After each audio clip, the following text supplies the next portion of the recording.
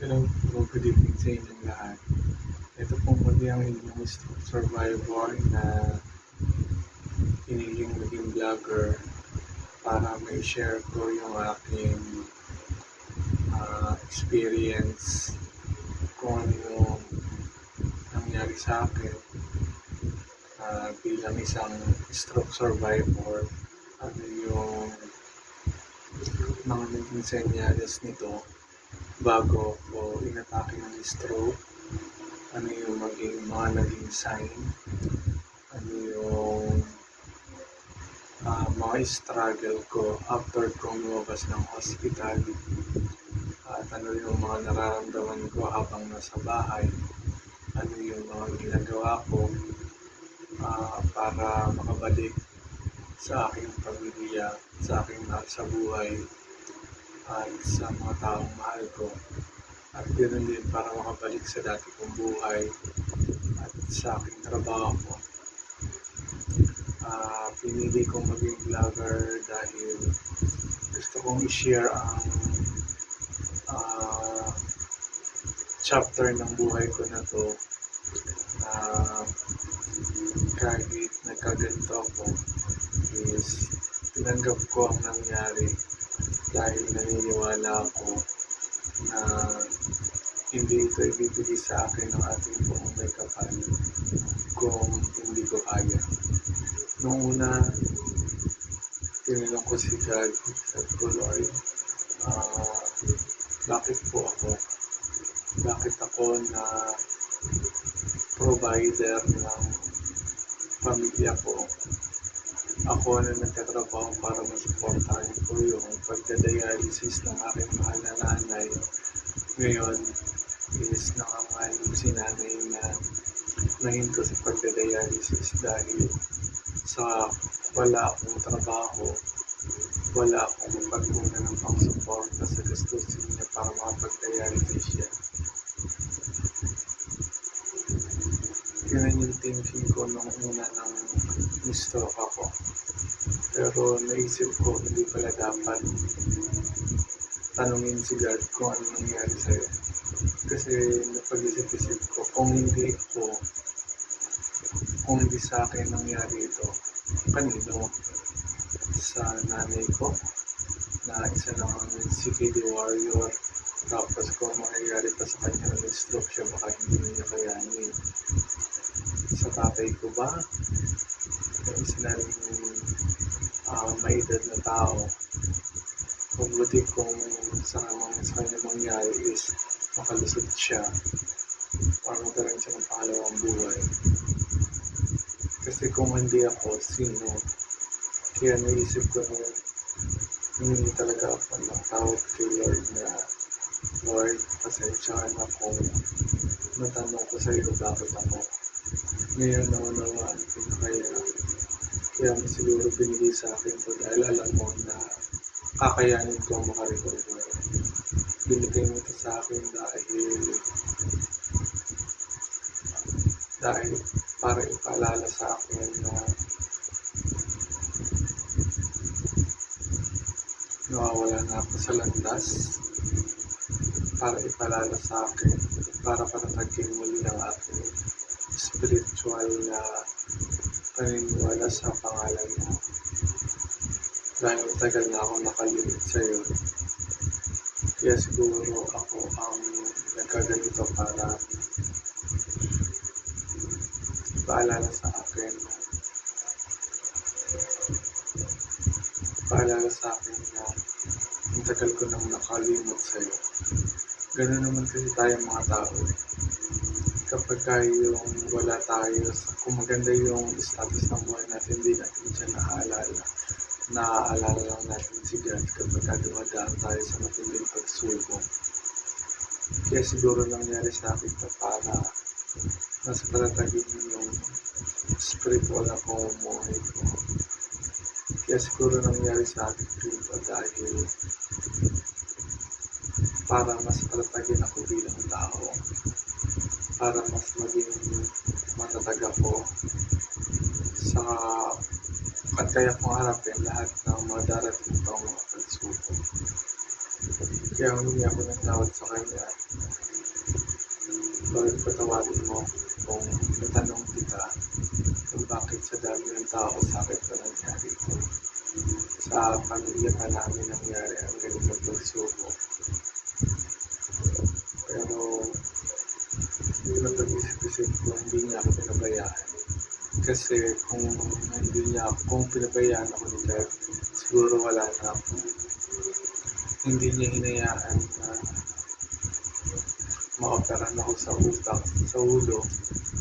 Hindi niya hinayaan na magtuloy-tuloy yung pagtutugo sa aking utak. Hindi niya ako hinayaan na matulog. Gumamit siya ng tao para isingin ako lagi, para hindi ako mauwi sa isang comatose na sitwasyon. Kaya tinuturing ko na pangalawang buhay ko ang meron ako ngayon. Naniniwala ako na pinuhay niya ako dahil hindi pa tapos yung mission ko sa mundong ito. Kaya naman, pinili kong maging vlogger para may share ko sa inyong lahat ang aking mga karanasan. Pinili kong maging vlogger para may share, kapagbigay ako ng inspirasyon sa mga katulad ko na dumadaan sa ganitong uri ng pagsubok. Sa mga katulad ng pamilya, katulad ng pinagdadaanan ng pamilya namin, na ako stroke, tapos yung mother ko is CKD warrior, 3 years on hemodialysis na. Kasi kung pinabayaan kami ni Lord, siguro matagal nang wala ang nanay ko. Pero dahil hindi kami pinabayaan ni Lord, at yung mother ko, naka 3 years na siya nakikipag laban sa kanyang sakit bilang chronic kidney disease at 3 taon na siya nagiging hemodialysis treatment. At si Lord nagpo-provide ng lahat kasi hindi ko na alam kung saan nanggagaling yung pinag-support ako sa pinag-supportan natin sa pag-dialysis ng mother namin. Gumagamit si Lord ng mga tao may mabuting loob para magbigay tulong sa amin, para magtuloy-tuloy si nanay ko na makapag-dialysis. Kaya lang sa panahon talaga ngayon na ako walang trabaho, hindi sumasahod talaga, ipit na talaga kami. At nag-aalala ako kami magkakapatid na baka mahinto yung mother namin sa pag-dialysis dahil sa kawalan ng financial. And lagi pinagdadasal ng Lord is ikaw nang bahala. Ikaw nang bahala sa amin. At bago ako may-stroke, high blood na po talaga ako. Yung dugo ko is nag-220 over 100. Pero dahil pinabayaan ko, hindi ako nakakainom ng maintenance. Kaya po kayo, kung meron kayong nararamdaman kung high blood po kayo or diabetic, kung meron po kayong maintenance, inumin po ninyo sa oras. Huwag po ninyong titigil. Dahil baka mauwi po kayo sa katulad namin na na-stroke. Dapat po kung may maintenance kayo, dapat inumin niyo po siya sa tamang oras. Alagaan po ninyo ang inyong sarili. Ingatan po ninyo ang inyong kalusugan dahil napakahirap po kapag ang sakit nasa katawan na. Yan po yung may siya. Yung sinyalis po bago kang stroke is yung nagnanam yung aking kamay. Pero nawawala din kaagad. Yung normal na namamandi tapos nawawala din agad. Pero the day June 26 nang inatake ako ng stroke is galing ako noon lang dito sa Laguna, binisita ko si nanay. Then pag uwi ko ng opisina sa Makati, naligo ako. Nakaakyat pa ako sa second floor, nakapagpilis. Paghiga ko, doon ko na naramdaman yung yung pamamanhid ng kalahati ng mukha ko na bumababa siya hanggang sa leeg, hanggang sa kalahati ng katawan ko hanggang talampakan sa may left side. Yun pala, inaatake na ako ng stroke. Kaya naman sa tulong ng aking best friend at ng aking kasama sa trabaho, dinala nila ako agad sa emergency room sa pinakamalapit na hospital sa opisina namin. Is pagdating ko dun sa ER, initial nila yung stroke at na-confirm lang siya nang sinalang ako sa MIR. Doon nakita na may pumutok na ugat sa right side ng aking utak at nandudugo ito. Sa tulong ni God, sa panalangin namin, sa taus-puso kong panalangin kay God, sabi ko, God, kung oras ko na buong puso ko kung pinagkakaloob at binabalik sa inyo ang buhay na pinagkaloob ko sa akin.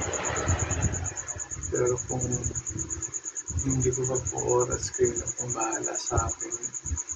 Hawakan po ninyo ang aking katawan, ang aking ulo upang maampat ang pagdudugo at matunaw ang dugo na nasa aking utak. Kaya naman makalipas ang ilang araw, sabi ng doktor ko, natunaw daw yung dugo sa utak ko para himala kasi natunaw siya ng gamot bigla. Naampat yung pagdudugo. Kaya naniniwala ako na si God talaga ang miracle. Nagawa siya ng pinadala niya yung miracle sa akin para maampat yung pagdudugo sa utak ko para hindi na ako operahan, para hindi ako mauwi sa comatose. Kaya naman po napaka-powerful ng prayer. Dapat po lagi tayong maniniwala kay God, hindi lang sa panahon na kailangan natin. Gawin natin ang pagsampa sa Kanya tuwing araw ng linggo. Yan po. Ngayon, nang nakauwi po ako dito sa amin is nag-undergo agad ako ng therapy. Is nung first day ng therapy ko talagang parang patay na yung left side ng katawan ko. Hindi ko siya maigalaw, hindi ko siya mag-move. Yung parang patay na talaga, parang zero movement. Pero dahil nga sa tulong ni God, sa dasal ko araw-araw, gabi-gabi, sa tulong ng therapy, sa tulong ng mga mahal sa buhay, ito at nakakilos na tayo, nakakalakad, nakakatayo na tayo gamit ang tungkol. At ang therapy po natin ay tinutuloy natin sa bahay kapag wala po tayong schedule ng therapy. Ang masasabi lang po sa mga kapwa ko, stroke patient, yung mawala ng pag-asa. Kung nabuhay pa kayo after ng stroke, yan ay dahil binuhay pa kayo ni God. Yan is dahil may purpose pa or meron pa kayong hindi natatapos na misyon sa mundong ito. Yun ay para makabalik kayo sa mga mahal sa buhay at sa pamilya niyo. Kung paralisado man ang kalahati ng ating katawan, pasalamat tayo at nabuhay tayo, binuhay pa tayo. Part na natin na tayo na mismo yung tumulong sa sarili natin para muling palakasin ang ating katawan, para makabalik tayo sa dating buhay. Masakit po ang kada galaw na gagawin natin, hindi po talaga napakadali. Pero kailangan nyo kayanin para sa mga mahal sa buhay, para makabalik kayo sa dating buhay, sa pamilya nyo, sa trabaho nyo. Tulungan po ninyo, tulungan natin ang ating sarili. Always think positive, always be happy. Huwag nyo lang isipin yung mga malulungkot na nangyayari sa buhay nyo. Yung mga masasaya lang para mabilis tayo makarecover. Ngayon ito, ang ginagawa ko minsan kasi medyo bumagsak na yung braso ko sa balikat. Ayun, nakikita nyo flat siya. Bumagsak na yung braso ko. So, pag inangat mo yung braso mo, ayan, ganyan dapat ang itsura niyan. Pero dahil nga bumagsak yung braso natin dahil sa tinatawag na subluxation, mas nahihirapan tayo igalaw, napakasakit po talaga. Pero kailangan tiisin. Ginagawa ko, push forward tayo. Push forward. Ito yung 50 counts, 3 repetition. Push forward. Medyo masakit to sa una, pero kapag nakailang push forward ka na, nakawala yung pain. Peace lang tayo.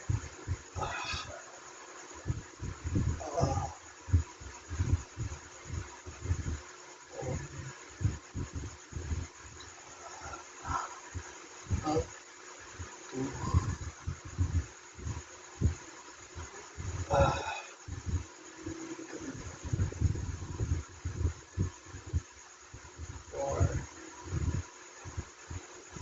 5. Ayan, push forward ang tawag po dyan para may stretch yung ating brasong paralisado at palakasin yung ating balikat. 50 counts, 3 repetition kung kaya pa po ninyo. Pero pwede nyo siyang itigil kapag nakakaramdam na kayo ng too much pain. And pangalawang exercise natin is push upward.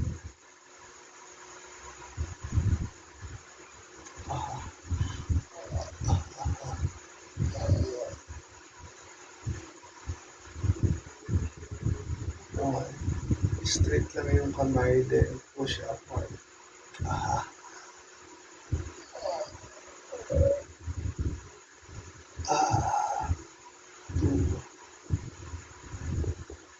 Sakit siya.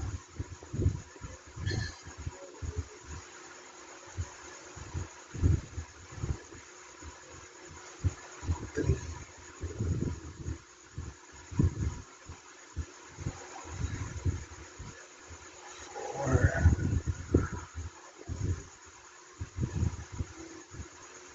5. Ayan po, 50 repetition at 50 counts, 3 repetition din. Pero pwede nyo itigil kung nakakaramdam na kayo ng too much pain sa balikat or kahit sa parte ng katawan.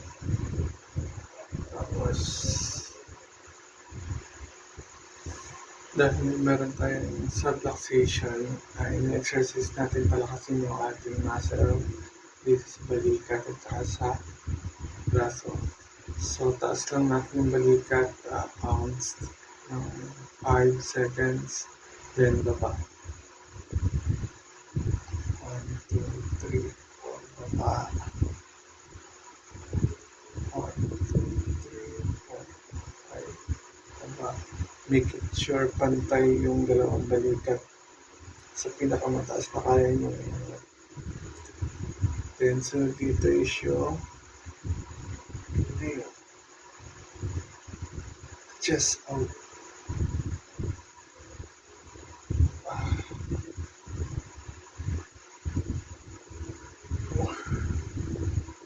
Ganun din na 5 seconds bago nyo ibalik. Tapos 20 count, 50 counts, 3 repetition, pwede nyo itigil kapag napagod na kayo or may pain kayo nakaramdaman. And next is shoulder rolling. 1, 2, 3, 4, 5 ulit. 1,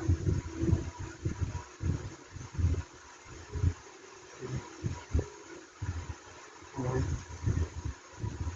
5. Yan po yung third warm up na ginagawa ko para palakasin yung balikat ko para gumaling na itong aking subluxation.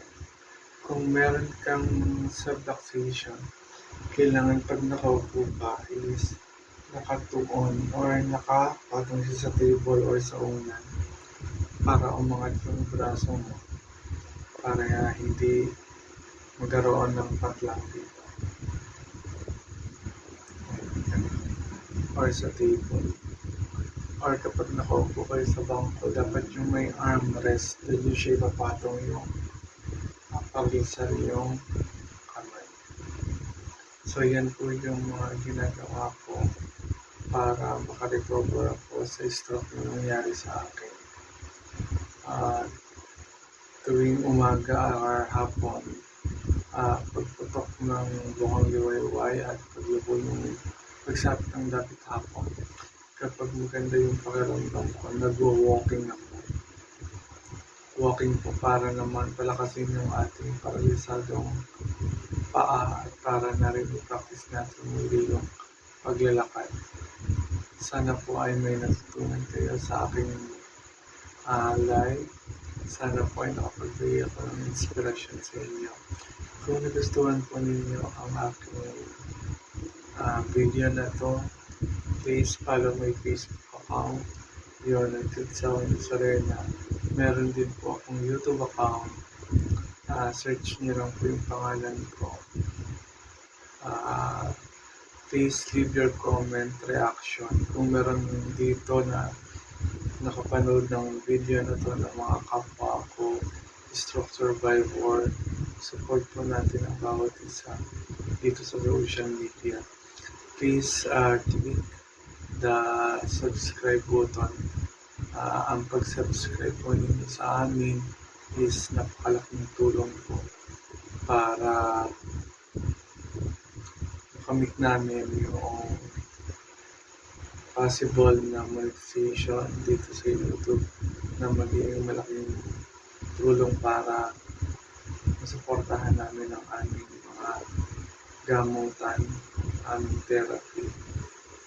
Dahil hanggat hindi kami nakakabalik sa dati naming buhay is hindi po talaga kami nakakapagtrabaho.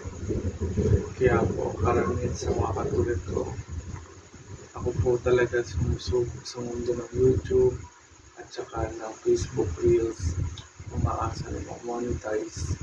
Pero syempre, ang main purpose po natin sa pag-vlog is magbigay inspirasyon sa mga katulad namin na may pinagdadaan ng medikal sa buhay na huwag susuko. Kung nasa ganito tayong sitwasyon, meron tayong Panginoon na hindi tayo bababayaan. Maraming salamat po sa inyong lahat. Please subscribe. At ngayon pa lang po ay nagpapasalamat na po ako sa inyong lahat. Good night and ingatan po ninyo ang inyong kalusugan.